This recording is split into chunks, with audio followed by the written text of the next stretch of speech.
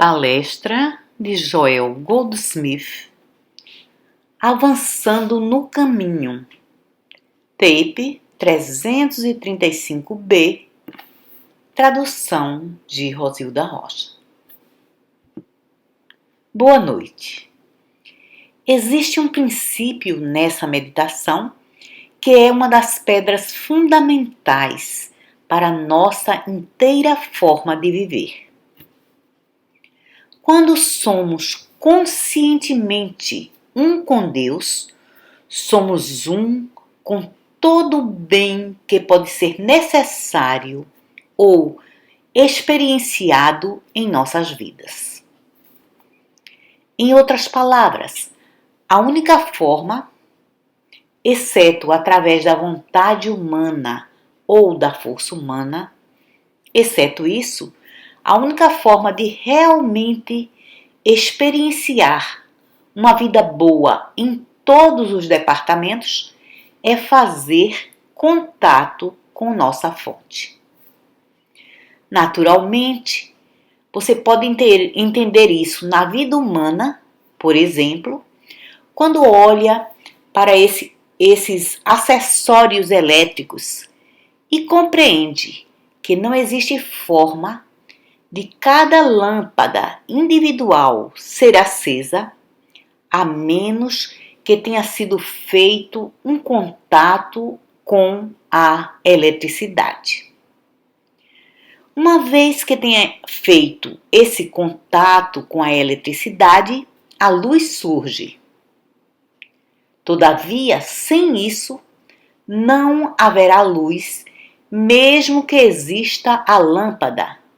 Mesmo que existam os fios, não haverá luz sem esse contato.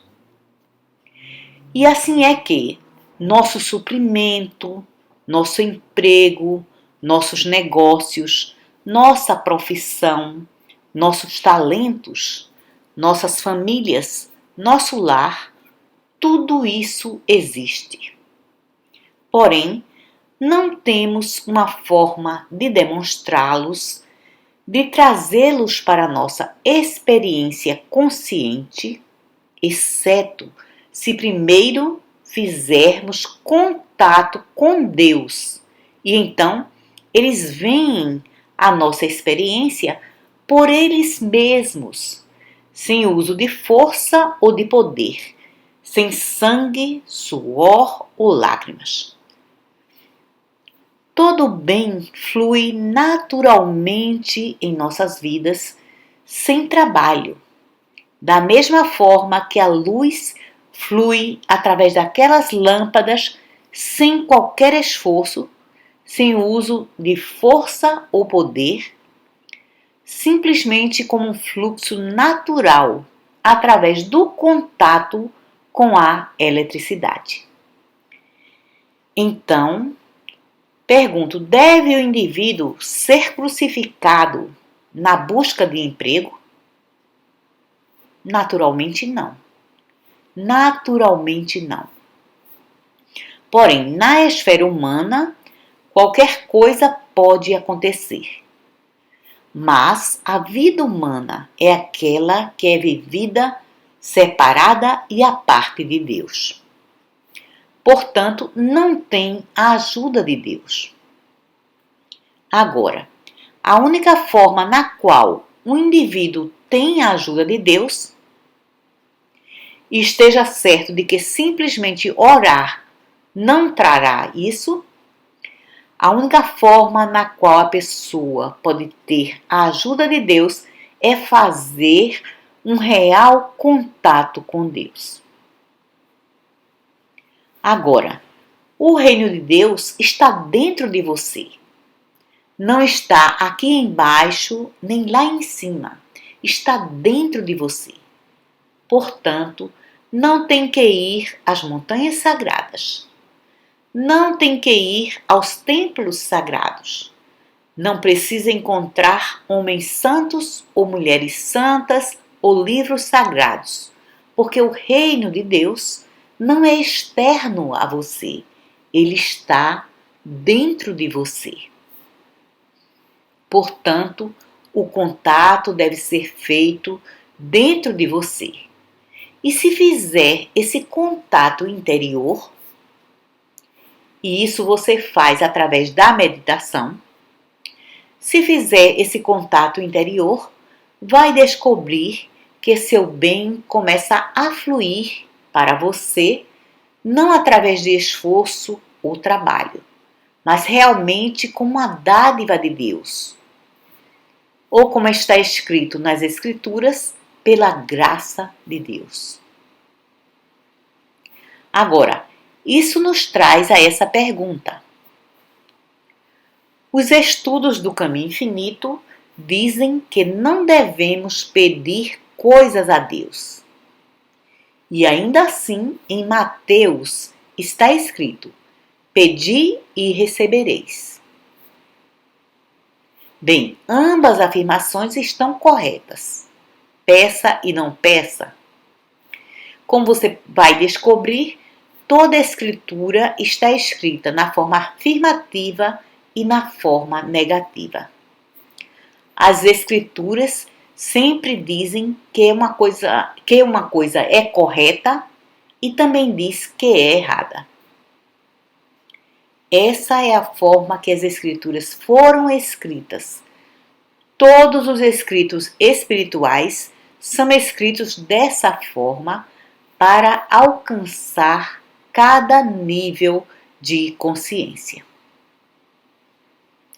Agora, quando a Bíblia diz: pedi e recebereis, a quem você pensa que está pedindo? O que você pensa que Deus é? Ou você pensa que isso não é importante? Como pode pedir qualquer coisa a um Deus cuja natureza você não conhece? Agora, uma vez que comece a estudar as Escrituras, vai aprender uma coisa importante. Deus é Espírito. E vai descobrir que é tão conclusivo, do começo ao fim, do Gênesis às Revelações, que Deus é Espírito e que Deus é infinito, que logo saberá que não há coisa alguma que possa pedir a Deus, exceto Espírito. E assim é que quando pedir, se precisar pedir, quando pedir a Deus, peça aquilo que Deus pode dar, e isso é o Espírito, Ele mesmo.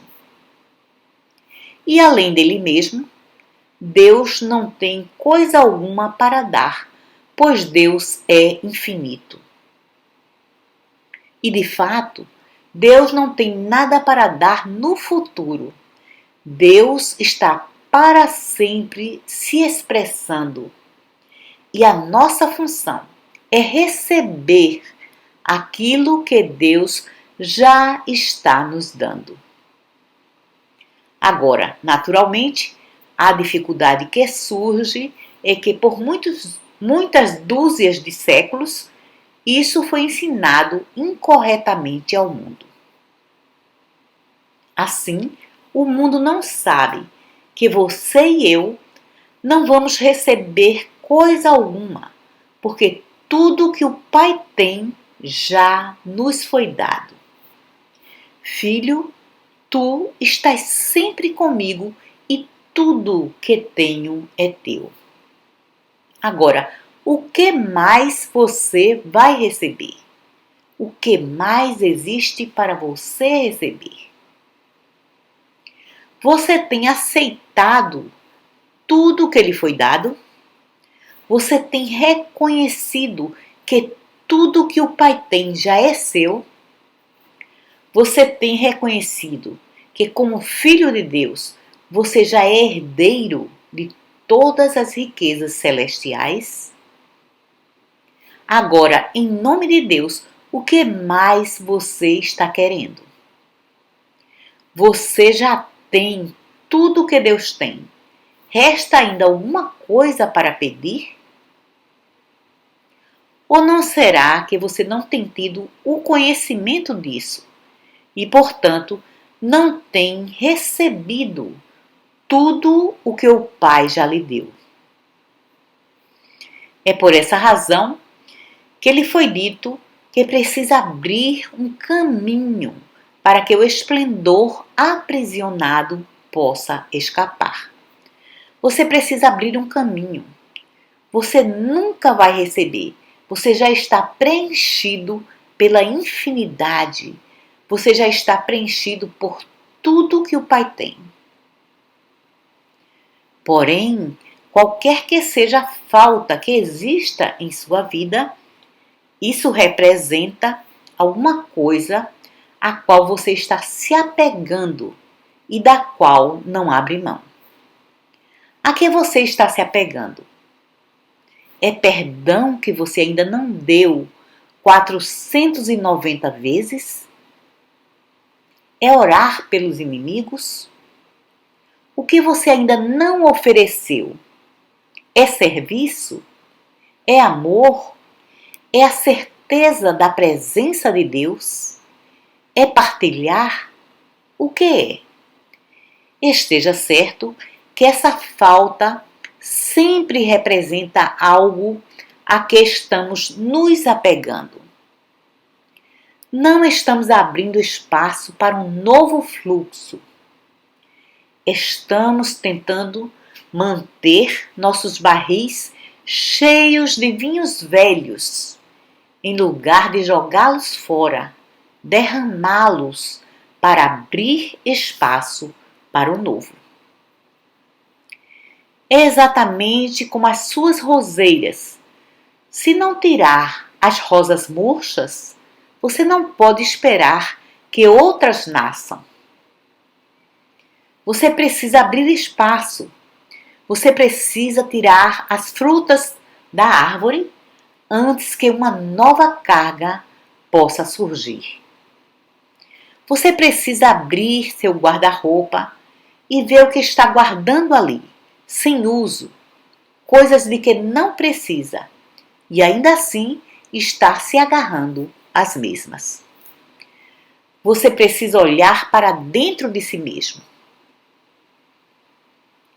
Vamos voltar às Escrituras novamente. Vamos ver o caso da viúva pobre.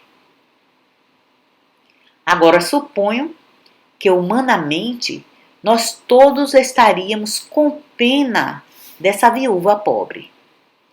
Ela era tão pobre que estava para vender seu filho como escravo para conseguir dinheiro para pagar seus débitos. Uma cena muito comovente. Todavia, o mestre hebreu não acreditava nem um pouco nisso. Ele não simpatizou com a situação dela, mas lhe disse: "O que você tem na casa?"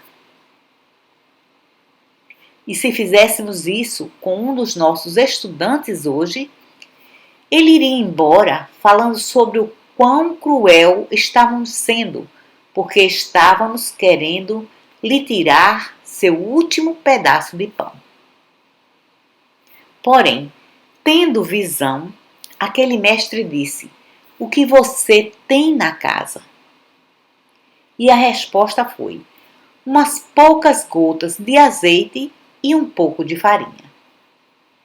Bem, faça alguma coisa com isso para mim. E quando ela assim fez, descobriu que o azeite nunca mais parou de jorrar. O mestre usou esse mesmo princípio quando havia uma multidão para ser alimentada e, aparentemente, coisa alguma com a qual alimentá-la. E ele disse para seus discípulos: "O que nós temos?" Essa é uma pergunta muito tola. O que temos? Quando ele sabia muito bem que não tinham coisa alguma, mas tinham uma multidão para alimentar. E os discípulos então responderam: uns poucos pães e peixes. O que é uns poucos pães e peixes para tantas pessoas? Diz o nosso estado de ignorância. Porém, o mestre diz: parta-os, partilhe-os, dê. E assim toda a multidão foi alimentada e ainda sobraram 12 cestas cheias. Tem sido nossa experiência na vida espiritual que é somente quando damos que o jorrar pode acontecer. Tive uma experiência com um homem em Boston, quando eu era curador da ciência cristã há muitos e muitos anos atrás. Esse homem tinha andado por toda a cidade procurando ser curado. Queria ser curado de uma coisa ou outra, e ninguém havia sido capaz de curá-lo. E finalmente ouviu falar sobre mim e veio me procurar.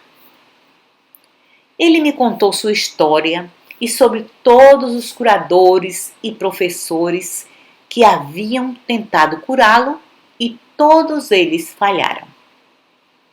Então, começou a me explicar quão bom estudante da ciência cristã ele era.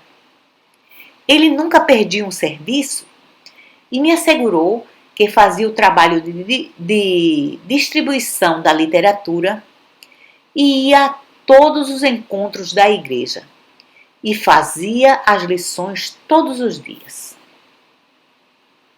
E com toda essa bondade, não pôde ser curado. Então, uma inspiração divina veio a mim e lhe disse: por que você vai à igreja tão regularmente? O que você faz lá? Oh, vou lá para ouvir a verdade, para aprender mais. Você quer dizer que depois de todos esses anos estudando esses livros, você não sabe o que eles contêm? Que existe ainda alguma coisa que você vai aprender? Você tem esses 2 livros, a Bíblia e a Ciência e Saúde. E você vem lendo-os e fazendo as lições por todos esses anos.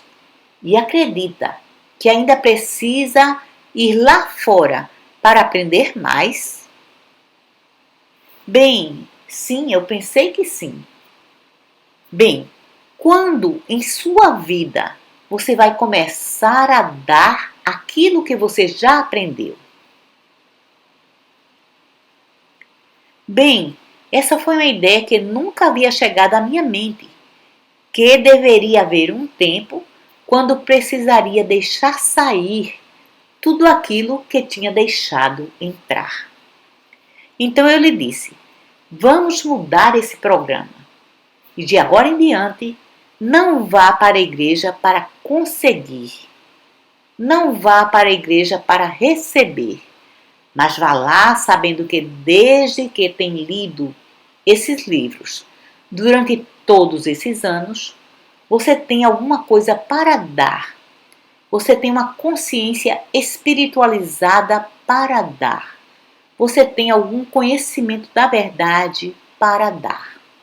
Você tem um tratamento para dar para todos aqueles que são novatos ou principiantes e que não sabem o que é a verdade. Vá lá e ore por eles. Ore para que Deus abra os olhos deles. Ore para que eles possam testemunhar a visão do Cristo. Ore, ore, dê. Você vem recebendo todos esses anos e engarrafando tudo isso. Deixe sair. E em apenas uma semana, aquele homem foi completamente curado. Não lhe dei tratamento algum, nem tratamento algum era necessário. O tratamento de que ele precisava era um tratamento em si mesmo, dar dar, se abrir, dar.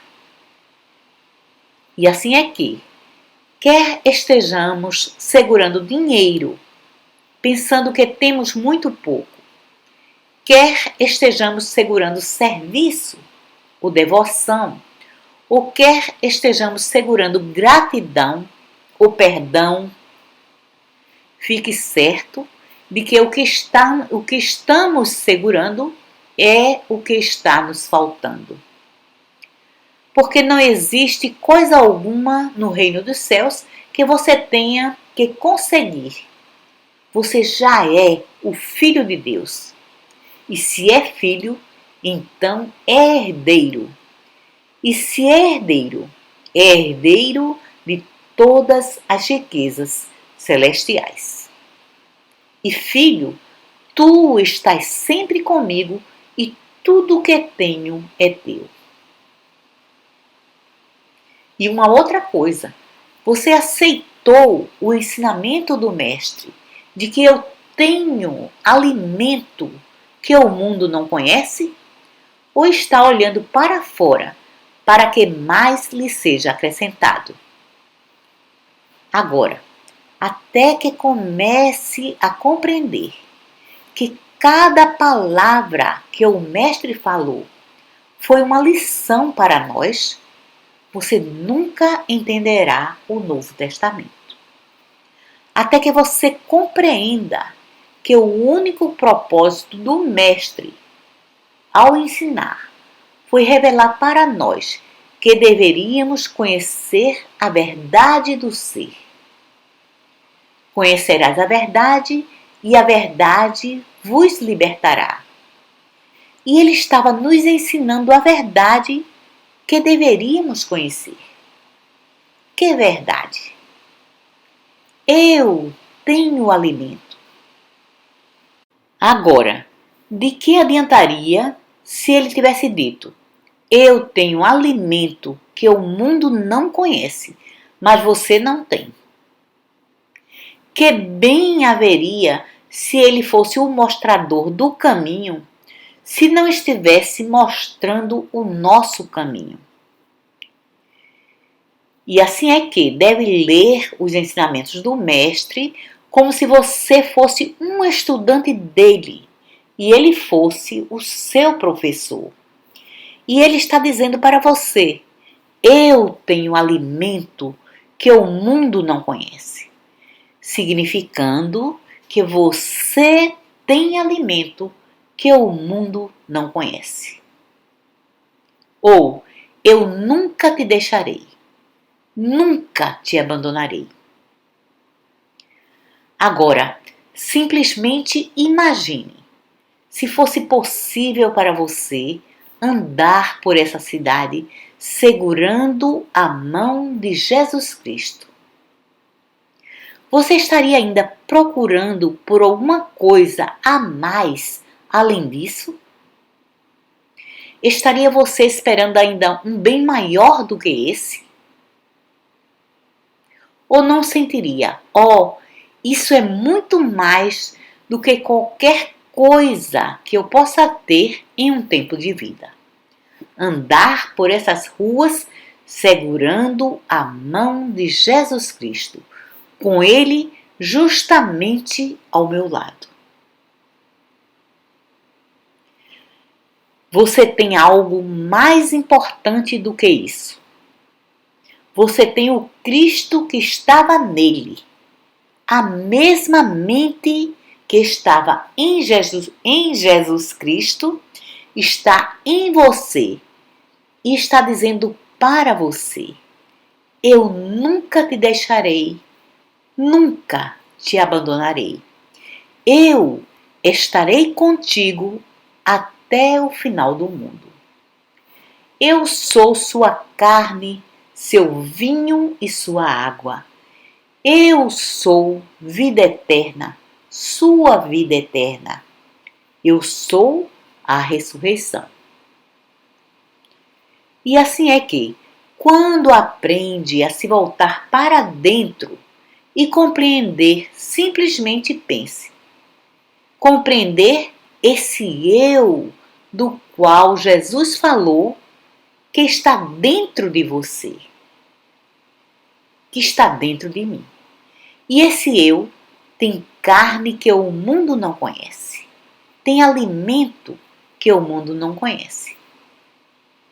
De fato, esse eu é a carne e o vinho e a água e a ressurreição e a vida eterna.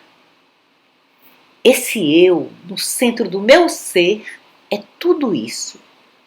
E aqui estou andando pelas ruas com a plenitude do Cristo dentro de mim e dizendo que existe uma falta lá fora. Não, a razão para a falta é a crença de que o suprimento deve vir a nós de fora, em lugar de entender que o suprimento deve fluir para fora de nós, de dentro do nosso próprio ser. Nós começamos todas as manhãs com o infinito celeiro de Deus, jorrando a si mesmo, se expressando lá fora. E tudo o que precisamos fazer durante o dia é estar certo de dar o suficiente e não ter preocupação alguma sobre o que virá. Toda nossa preocupação deve ser o quanto podemos dar. E mesmo que possamos dar apenas moedas ou centavos, pelo menos vamos fazer isso e vamos fazê-lo alegremente. E então olhar em torno por outras coisas. O perdão que devemos dar, as orações que devemos fazer por outros, amar ao próximo como a nós mesmos. E se lembrem de que tudo isso é dar, tudo isso é suprimento, tudo isso é algo que você tem em sua casa e que deve fluir para fora de você. Casa significa consciência. O que você tem em sua consciência? Um pouco mais de amor, um pouco mais de gratidão, um pouco mais de serviço a ser ofertado, um pouco mais de alegria.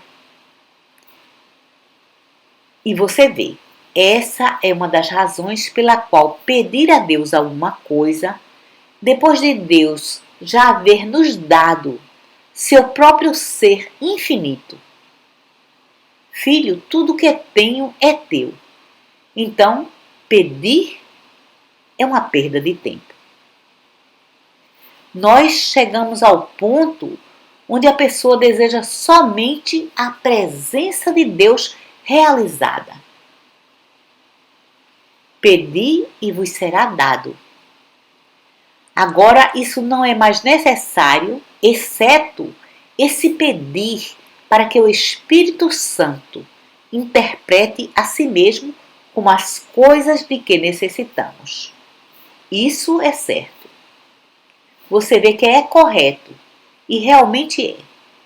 Desde que estejamos desejando somente a realização de Deus, o reino de Deus, desde que estejamos desejando somente uma comunhão interior com Deus, desde que estejamos desejando apenas nos unir com Deus, caminhar com Deus, servir a Deus.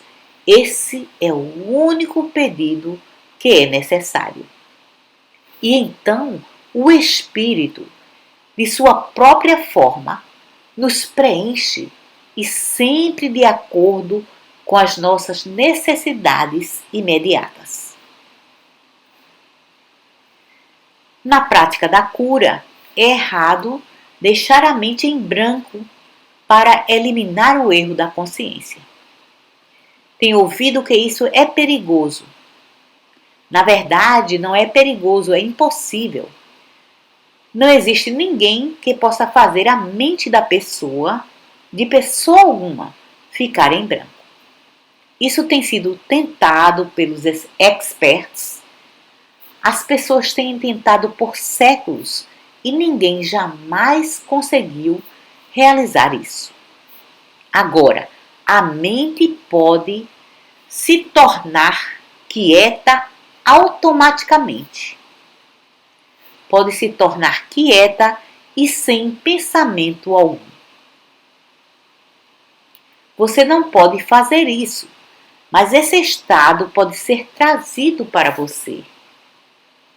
E faz isso da forma que lhes dei em nossa primeira classe sobre meditação contemplativa.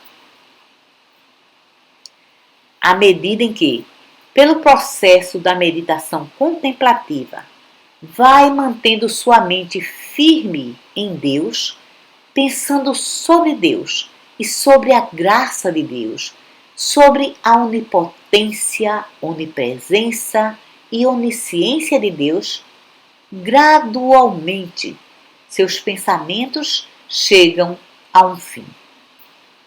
E então, por 20, 30, 40 ou 50 segundos, você se encontra completamente sem pensamentos.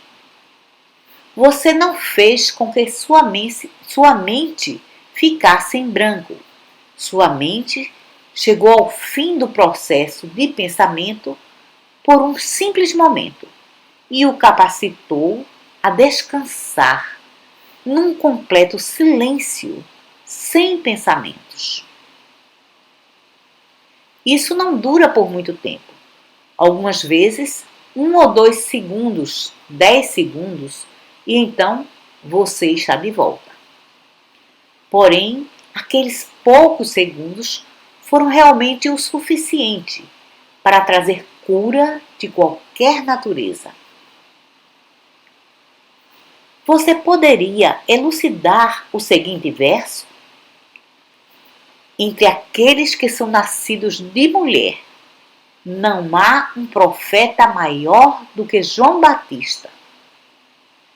Porém, aquele que é o menor no reino de Deus é maior do que ele. Sim, realmente, essa é uma das pedras fundamentais do caminho infinito. E também falei com vocês sobre isso na sessão de abertura dessa classe. Vocês lembram que eu disse que se obedecessem aos 10 mandamentos totalmente, completamente e perfeitamente, vocês ainda estariam a 1 milhão de milhas de distância do céu. De fato, vocês não seriam nem um pouco espirituais. Não em virtude de obedecerem aos 10 mandamentos. Vocês devem ser espirituais a despeito deles, mas nunca seriam por causa deles. Em outras palavras, não importa quão bom ser humano você é, isso não conta nem um pouco no reino de Deus e não o leva ao reino de Deus. Todos os ensinamentos que alegam que as pessoas boas vão para o céu são pura decepção. Não é a bondade que leva pessoa alguma ao céu, é a iluminação espiritual. E algumas vezes, a iluminação espiritual pode vir mais facilmente a um pecador do que aqueles que se consideram santos. É estranho, é duro, mas é verdade. Agora, de acordo com Jesus, João Batista, nascido de mulher, significando como ser humano, foi o maior profeta porque ele era um homem bom, um homem perfeito e obedecia às leis completamente. Ele vivia estritamente através da lei, da letra da lei. E existem uma porção de pessoas que fazem isso. Mas aquele que é o menor espiritualmente, é maior do que João Batista. Veja. E assim é que uma pessoa que tem alcançado, mesmo que um grão de espiritualidade, é tão maior no reino de Deus do que até mesmo o melhor ser humano sobre a face da terra, e que não existe nem mesmo um pequeno espaço entre eles. Existe um grande espaço entre eles. Essa ideia de ser um bom ser humano para chegar ao céu, por isso, é uma ideia errada. Porém, como alcançamos esse grau menor de espiritualidade que nos faz maiores até mesmo do que as pessoas boas do mundo? E essa ideia é revelada pelo Mestre Jesus Cristo. E ele diz: não se você passar todo o dia do sábado ou o dia do sabá na igreja, não se for às montanhas sagradas ou aos templos sagrados para adorar. Não se você se abstiver de carne na sexta-feira, não se você se abstiver de pão durante a Páscoa, não se você se sacrificar, não se você dizimar. Nenhuma dessas coisas contam na esfera espiritual. O que conta na esfera espiritual é: você ama o Senhor seu Deus de todo o seu coração, com toda a sua alma, com todo o seu entendimento, e ao seu próximo como a si mesmo? Ah, aqui está a dificuldade. Realmente aceitar Deus como infinito e como todo poder. E reconhecer que nem mesmo Pilatos, a maior lei temporal, pode fazer alguma coisa a você. Reconhecer que nem tempo ou clima podem fazer alguma coisa a você. Reconhecer que não existem poderes lá fora no mundo que possam fazer qualquer coisa. Todavia, viver continuamente na realização de que Deus, e somente Deus, é o poder sobre a minha experiência. E então, amar meu próximo como a mim mesmo. Obrigado.